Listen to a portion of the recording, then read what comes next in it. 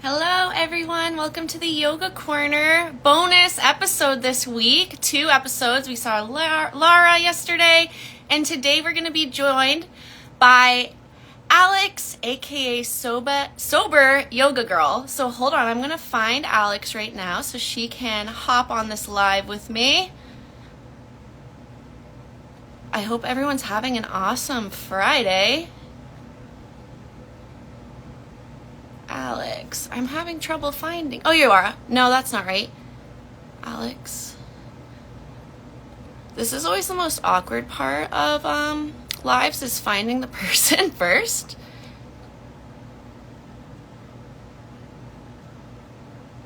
Alex, I'm wondering if you can ask to join this live, only because I can't seem to find you. Should I add the mindful practice? When I search your name, I can't find you.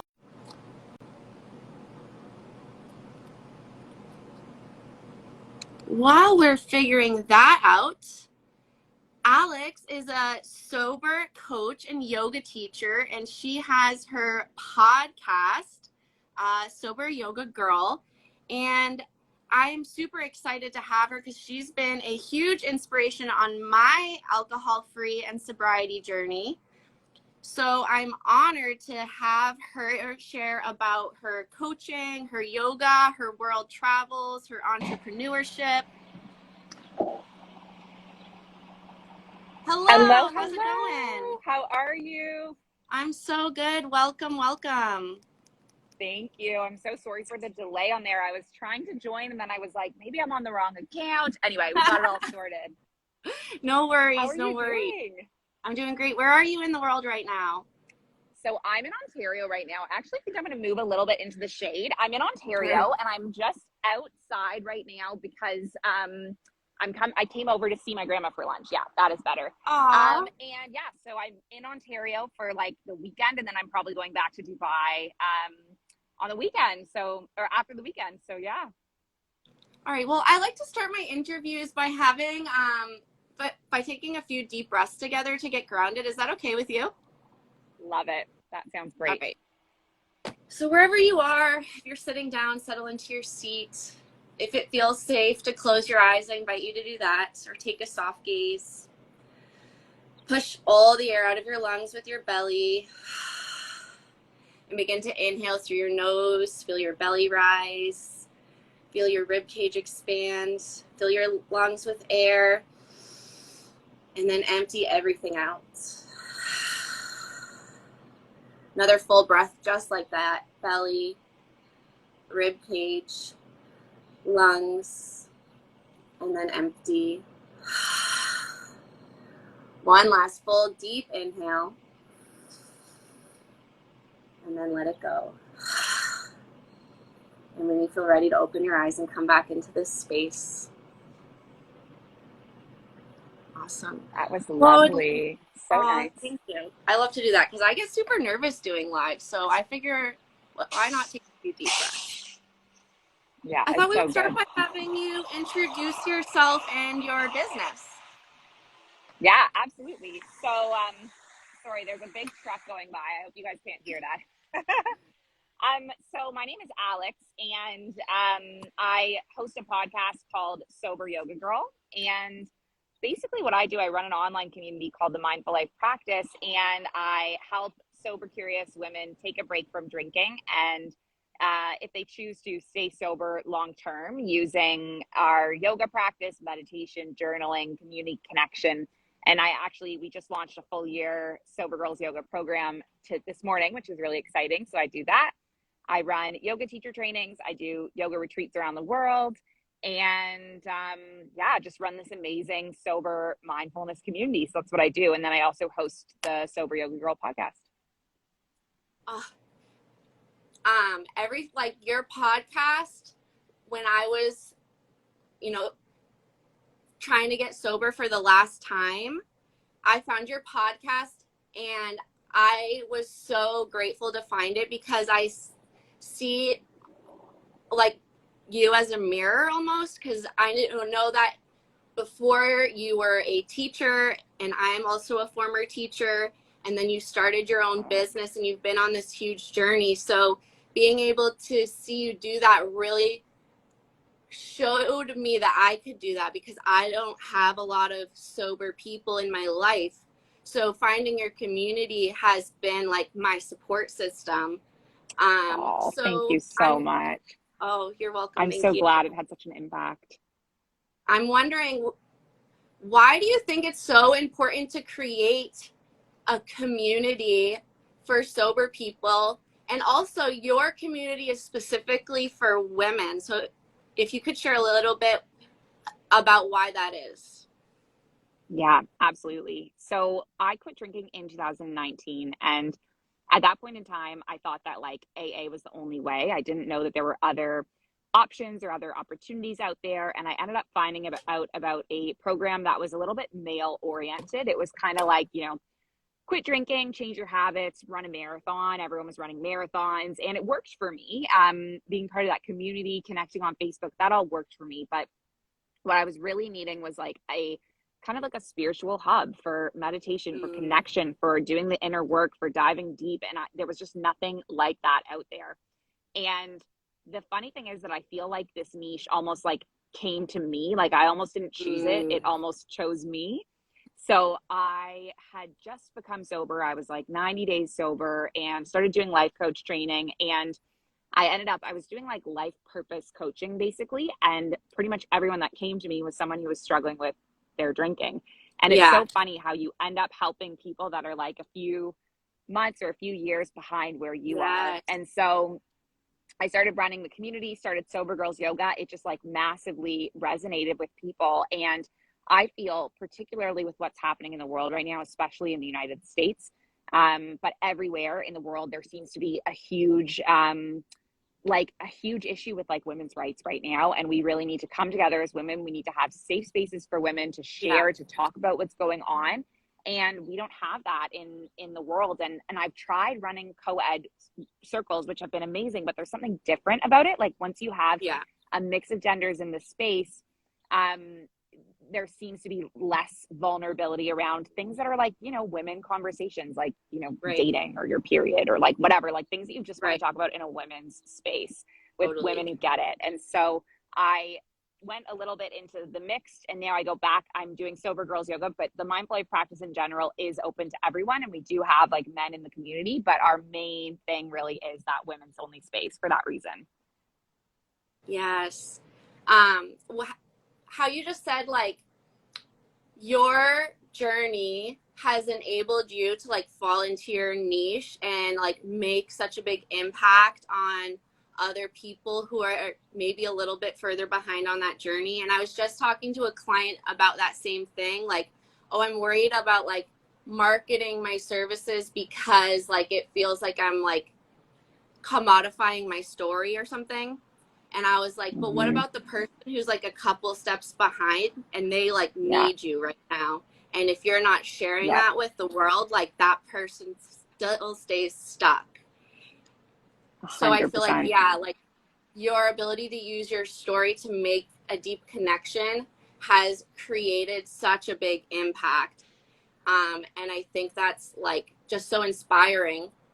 Um, but I'm also wondering, like, how do you feel like the intersection is between yoga, sobriety, and mental health? Because you share really openly about your journey with sobriety, obviously, but you also share about your journey with mental health and how yoga is weaved through that story.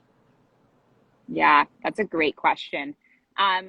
So I feel that so what I'm really deeply interested in, and what a lot of my work around, is the Yoga Sutras of Patanjali, which was an ancient text written thousands of years ago in ancient India. It was codified by Patanjali, but for anyone who's listening who doesn't know, it's kind of like it's like 196 kind of like almost like rules for well-being, ways to find yoga, and yoga meaning like union with the body, mind, soul, the higher consciousness, the universe.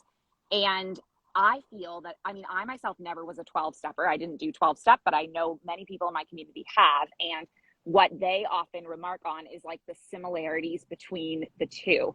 And there's so many aspects of yoga that are about like, so basically the very first sutra is yoga is the stilling of the fluctuations of the mind, which basically means like yoga was all about learning to manage the mind, to calm down the mind, to bring it into stillness. And then it's like 200 steps on how to get there, basically, like 200 Yeah. little sutras or threads or strategies. And so I believe that the whole purpose of yoga from thousands of years ago was always about our mental health. And Mm, when you make that distinction, you realize like when I first came into yoga, I thought that like all the yoga teachers were just like born knowledgeable about like how to help people, you know, be yeah. grounded and be happy. And they were just born with this wisdom and they're just like sharing it with us. But the reality is that most people that are like really passionate about teaching yoga and giving yoga to other people in their communities, most people end up there because yoga has had this profound Yeah. impact on the way that they move through the world, whether it's anxiety, depression, stress. It has changed them so much that they just want to share that with others. Yeah. And so once you look at it that way, you realize like the whole thing was all about mental health. And you know, we do so much physical asana, but that is all in general to just impact the way we move in a positive way through life. So you don't even have to say Yeah. per se, like, you know, you don't even have to have mental health struggles to still see the impact that these regular mental health tools are going to have on you. Yeah. I can relate to that so much because I entered yoga like I just thought it was like going to be exercise or whatever. And then Yeah. I began to notice how I was treating my mind and how I was treating my body became connected. And it took me on this like whole other journey. Like that was like an aha moment for me. Like, oh, these are all connected and they're not separate. And like I need to treat it as a whole. And that like changed my mental health so, so much. There's another part of your journey that I've heard you talk about in your podcast before that I really resonated with. And it's this idea that you don't need to have had something like totally tragic happen in your life to come to sobriety or some like Yeah. like you got arrested or you like seriously injured your, you know, whatever. Like you don't have to be like the stereotypical picture of an alcoholic to like come to healing and sobriety. um so I'm wondering if you could just talk about that a little bit. Yeah, totally. So I feel like there is this belief that like you need to be like you need to hit rock bottom in order to quit drinking. And there's this concept that people are always saying like, "Oh, I want to quit drinking." And then people say, "Oh, you're not that bad," or "Oh, you Yeah. know, you can just like have one or whatever." And I think it keeps a lot of people stuck. It's like this stereotype that you have to hit rock bottom to get sober. And the work that I do is catching people along the way, right? So Yeah. I'm working with people that are not necessarily at that rock bottom moment, but they're having these thoughts of like, you know, this might be a good time to stop now before it gets any worse, before I end up in that situation where, you know, I've gotten a DUI or I've, you know, put my life at risk or my loved one's life at risk. And the thing is like, we think that we have to have one of these huge rock bottom moments, but in reality, there can be any day when you just decide, you know what, it's time for you to make a change. And it doesn't have to be like New Year's or it doesn't have to be like Yeah. anything special, sober October. It can just be the day when you're just like sick and tired of, you know, your own, sick and tired of being sick and tired, I guess. And you're just ready. Yep. Another thing I resonated with is like, so right, like people, you're catching people where they are. And one of the things that kind of like I came around to, and you spoke about this on one of your podcast episodes, is like when the event, if it's not circled around alcohol or you don't think like alcohol starts to take up like this space in your mind and like you're Yeah. disappointed if it's not there or you're like making sure like there's going to be enough wine on the table for you to take, you know, a second glass or a third glass or whatever. So for people who are maybe like sober curious or they've maybe Yeah. like googled like do I have an alcohol problem, you know, like that like first kind of cue, like what is a good cue to maybe push someone to take that experiment or take the next step to exploring their sobriety? It's a great question. I think ultimately it has to be something within, if you know deep down that there is another way, that there's a better way. If it's something within you that you're wondering, like maybe it's time for me to explore this, I would say don't worry too much about what, if you're like me, you were up Googling, am I an alcoholic? If you're like me, you're thinking like, am I that bad that I'm at this point? There's going to be no harm in just taking 28 days off. You don't have to commit Yeah. to forever. You don't have to commit to a year. You don't have to commit to 6 months. Just say, I'm going to take a month and I'm going to try this and I'm going to explore this. And say you got a month into it and you're like, I want to go back to drinking. There's nothing wrong with that. Say you end up a month into it and you love it so much, they're like, I'm just going to do this forever. That was my case. Like I got 22 days into it and I was like, you know what, this is it for sure. But I think ultimately it's something that deep down within you. Like I knew deep down within me that there was more that I had to offer the world. There was Yeah. more that I had to give.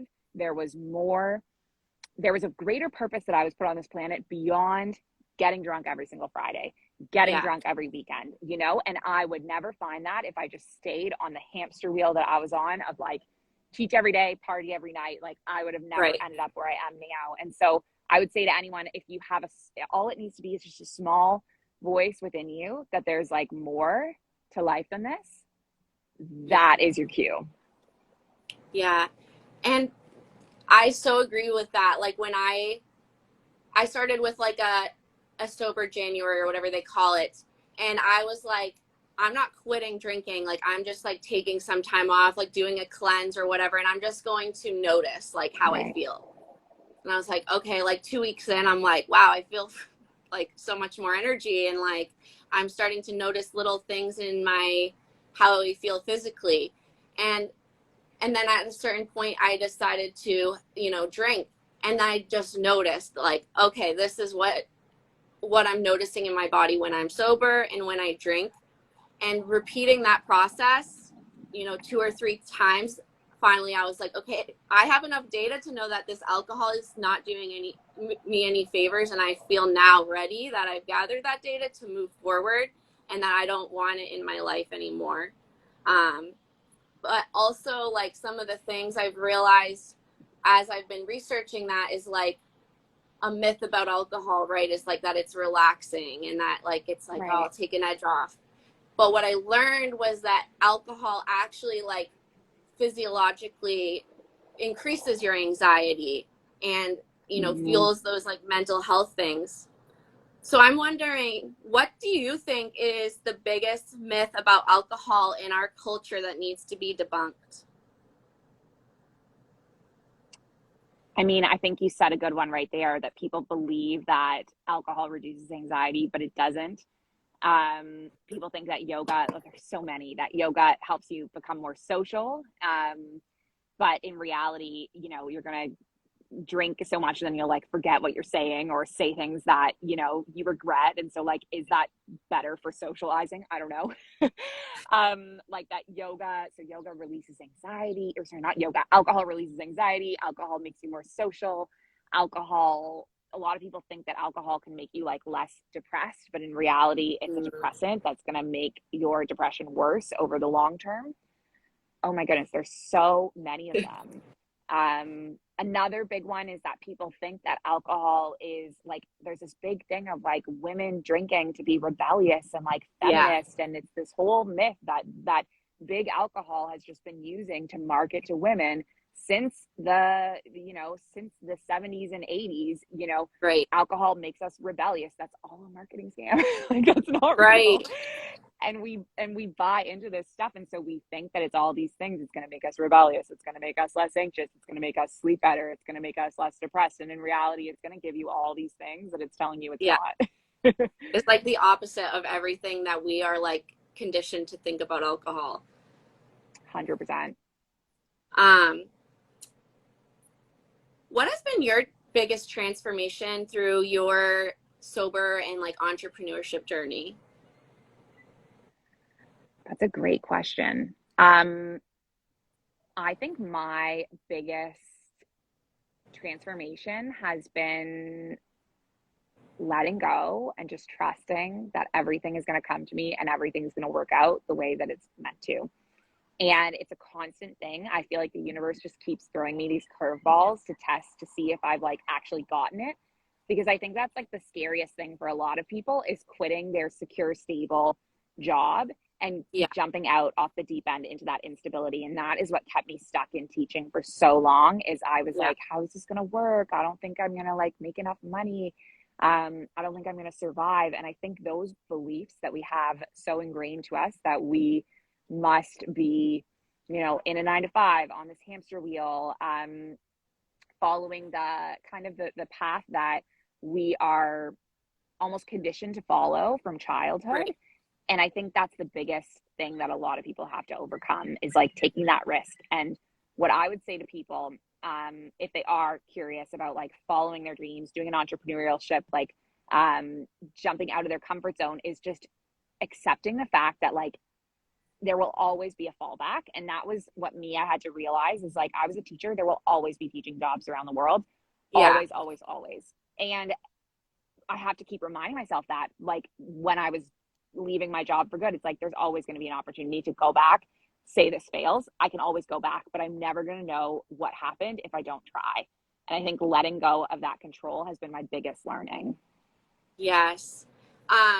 When I was taking that jump from like going from teaching to going into that uncertainty, I feel like I had a Yeah. jolt of like like COVID like hit me over the head. Like it was like nothing is like sure. Like just because you have Yeah. this stable job doesn't mean that you have a stable job. Like anything could you could, a global pandemic could happen and now you're like so it made me feel a lot more confident about like taking that big risk. And you said you started your business in 2019, right? Yeah. Yeah. Yeah, I'm wondering like with because you started your business like right before COVID, did it scare you a bit or like how did that affect your journey to have that like that big event happen in the beginning of your business? Well, you know what? It actually, COVID, it was a terrible and tough and like challenging situation for everyone, but it was actually really beneficial for me and my business. And the reason Yeah, why is because I started the business in December of 2019 and I was actually getting nowhere with it. yeah, Or not, I shouldn't say nowhere, but I had like I think I had two coaching clients and I had made like $200 basically from the right. business at this point. And I was teaching yoga and teaching bar and teaching spin and had private yoga clients all around Abu Dhabi. And I was also a teacher. And I was doing all this stuff like courses, da da da. I was running this retreat program for a gym I worked for. And then COVID hit and the business was going nowhere. I was feeling really discouraged. And then when COVID hit, a few things happened in my life at the same time. So, one, obviously, the schools were closed down. So, I was teaching from home, which gave me back the commute time. And it really cut my stress because my stress in the teaching job was not the act of teaching itself. I love teaching and I love the kids. The stress for me was like managing the classroom of 26 kids for like Yeah, 8 hours a day. Like, that was just yeah, not for me. So that happened. And then at the same time, I also broke up with my partner at the time and I lost my yoga teaching job right when the lockdown hit. And so I pretty much went from go, go, go, 13 hours a day, boom, boom, boom, running around the city to like endless free time. Actually, I think the yeah, school shut down for 2 weeks before it even started e-learning. Like we just fully shut down beginning of March. And I had so much free time. And in that free time, created this incredible window. And yeah. in that window, I had all the time in the world to just rush in and create and recreate and try things and Mhm. fail. And I believe if COVID never happened, I would have never gotten this confidence to just go out on my own and be like, you can do it, you know? And Yeah, so I think for me, it took this big life event, but for a lot of other people, like it's probably not going to happen again where COVID just like shuts down the whole world. But if right. you're in that place where I was of like, you know, you're in the baby stages of your business, but you're too afraid to go out on a limb, I would say, look at every single thing in your life and say, is this actually getting me to where I want to be next? Right. So say you're a teacher and you're tutoring and you're doing summer school and you're whatever, but you really want to start your other business. I would look at all those things, because I used to always justify it of like, well, I'm making more money to save for when I quit my job, or I'm Right. making more money to, you know, to then have these backups for when I quit my job. But the thing is, like, none of these things were actually moving me to where I wanted to be with my business. They were just Right. taking up a ton of my time. Not only the hour of tutoring, but the hour of driving to and from tutoring. And so Right. I would encourage anyone to look at their whole life and try to clear out anything that's not going to propel them in that direction, Yeah. and then just start creating and go out on that risk, and don't be afraid to fail, because you're going to fail a million times before you succeed. Yes, and I think there's this stigma around failure and mistakes Yeah. that if you fail at something, or whether it's your business or your sobriety, or Yeah. what, you know, you forget your flow in a yoga class, like that's just the battle. It's not like the bigger picture. Right. So I'm wondering, like, in those moments, those days where like you either are like feeling maybe the urge to drink, or you're feeling really unconfident in your whatever, you're like those days that are hard, where you really need to refocus to move forward. How do you get through those moments? Um, I guess, well, one of my favorite things is to get those basic memories of times when I have failed. I see basic memories of times when I have tried things that have failed. Like the other day, I saw, like, when I was trying to run a kids yoga camp, I put a ton of money into marketing this like Zoom yoga camp, completely failed. And what I learned from that experience is like that that's not my niche, is like running kids yoga Right. camps, basically. But so that's one thing I love, is to see all these moments of failures and remember that it's okay to fail, because every time it's just gotten like me closer to my niche. Right. But in my daily practice, I think taking time for myself to do all of these things that are going to be for my well-being, and even things like me being a student of yoga myself. So I would encourage anyone that's like a yoga teacher working in this like creation phase of their company to make sure that they're getting out there and going to yoga classes themselves. Because when you take that time to just like sit still, that's always when I get these big downloads and these big ideas, is through me doing my own practice. And so I would encourage someone to just be like committed to all of these practices. And then also even keeping like, I don't know, a record of like those times when you've failed, and it just shows you like how much resilience you've built up and how far Mm-hmm. you've gone to get to where you are today. Yeah. Oh, that's beautiful. Thank you. What's been the most rewarding part of your sober journey? The most rewarding part. It's a great question. The most rewarding part for me has been being able to help others. And it started really small. It was like I posted for the first time about my sobriety on Facebook, and like 3 people told me that the post had an impact on them and like they wanted to quit drinking. And Mm-hmm. now obviously that impact has grown massively, where so many people are feeling inspired and connected by my work and what I do. And I think just knowing that I've been able to help other people by sharing my story and being vulnerable, that is so rewarding. And every time I hear it, like I was on a live with someone today who, it was her 3 years sober. We're launching this program together, and she was saying how like doing my yoga teacher training changed her life. Mm-hmm. And it just feels amazing to know that I'm having such a big impact on people.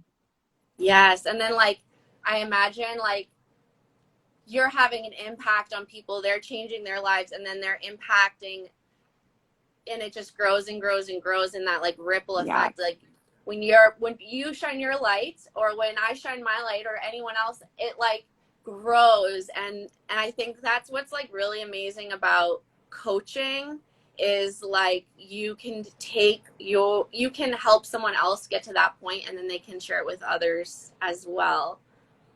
um what is the question you get asked most about yoga, sobriety, or mental health?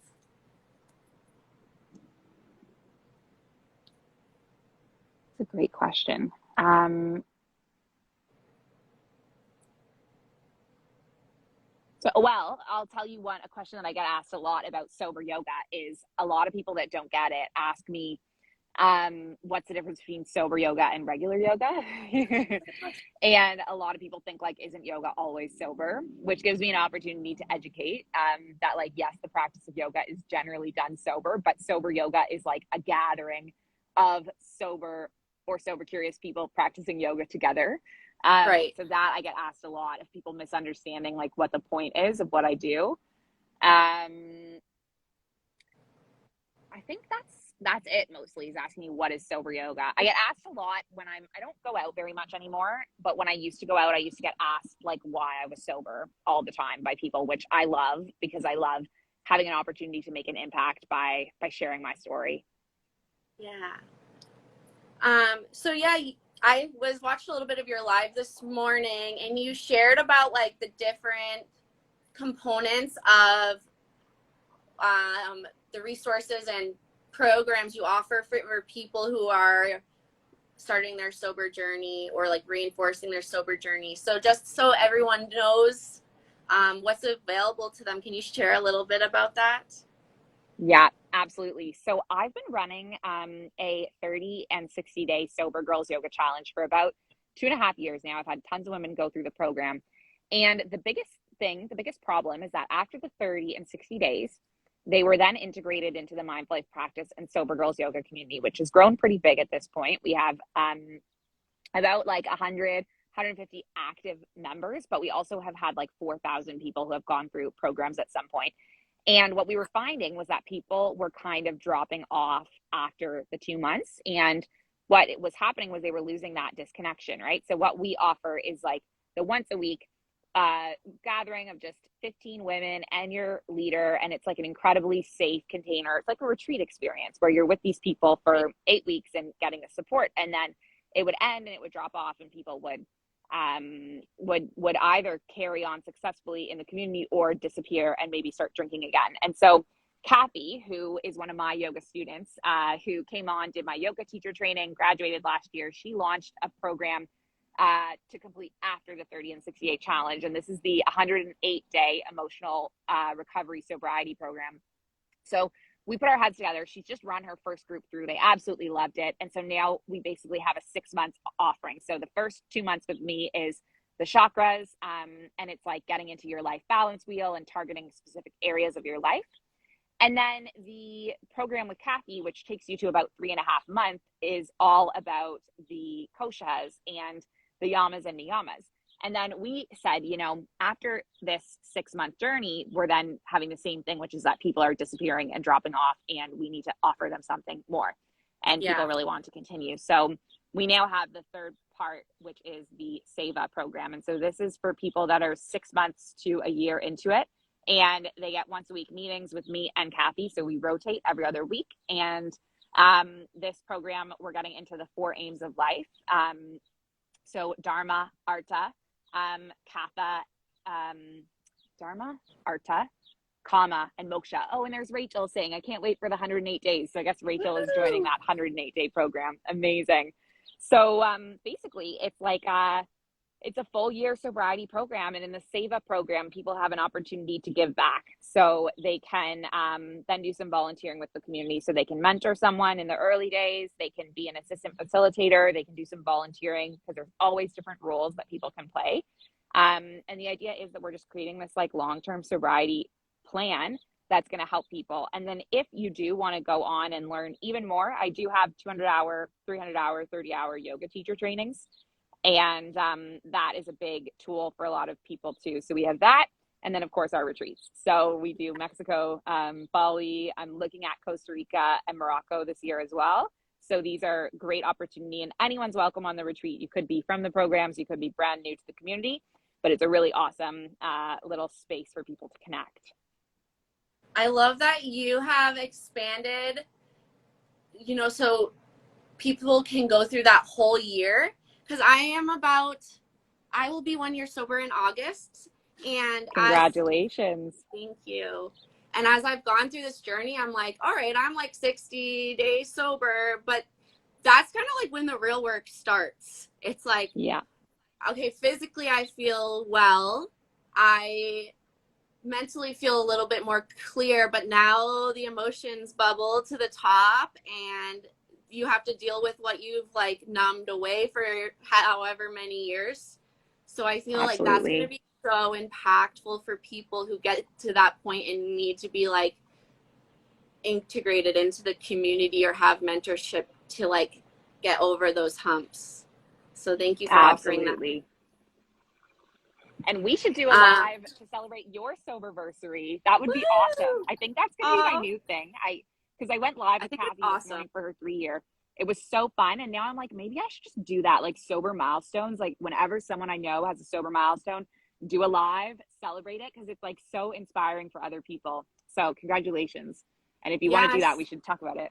I would love to do that. And also, I think it's a hard thing to celebrate with people who aren't in that boat, right? Yes, Like if you don't have 100%. other people who are sober around you, they're like, okay, what, 100%. like, I don't get it. So having someone who's in that boat with you, who's like, yes, so amazing. Like I've been there. That is like very affirming, I think. Totally. Yeah. All right. What's your favorite non-alcoholic beverage?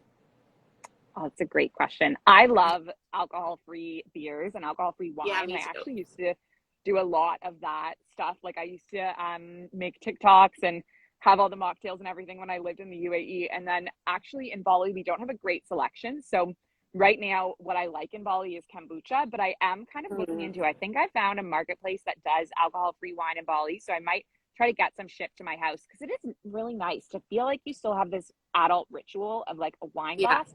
There's something about that for me that's never going to grow old. yeah, So I do hope that that stuff gets all around the world soon. I think it's gradually coming. Like we've seen a great movement in North America so far. So yes. My local grocery store recently had like a whole end cap. Like they were like, we're really pushing the non-alcoholic beer, and there's all craft breweries making it, and I like am so happy because I agree. It's like you still want to be included in the moment and not be mhm, drinking like a juice box or like, you know, so having that is just like totally. really, I really like that. Um, is there anything else you would like to share, or anything else you're offering that you want people to know about, and how can people find you? Yeah. I think that's about it with the full year program, the retreats, the yoga teacher trainings. And if anyone's interested in any of these things, shoot me a DM at Alex McRob's or Sober Yoga Girl podcast or the Mindful Life Practice. We do have a Facebook group, Sober Girls Yoga, where we have a pretty awesome community there. So hop on there and yeah, just connect. And I'm happy to hop on a call with anyone, a coffee, if anyone wants to learn more about what I do or see if we're a good fit. I just love connecting with other people in the sober world. So I want to send you so much gratitude, Alex, for just doing what you're doing, spreading the word about sobriety, and for sharing this time with me. I really appreciate it. thank you so much for having me, Shelby. It was so amazing to finally meet you and connect. And you're doing incredible things in the yoga world as well. So that's amazing. Thank you. Enjoy your lunch. Thank you. Have a great day. Bye, love. Bye.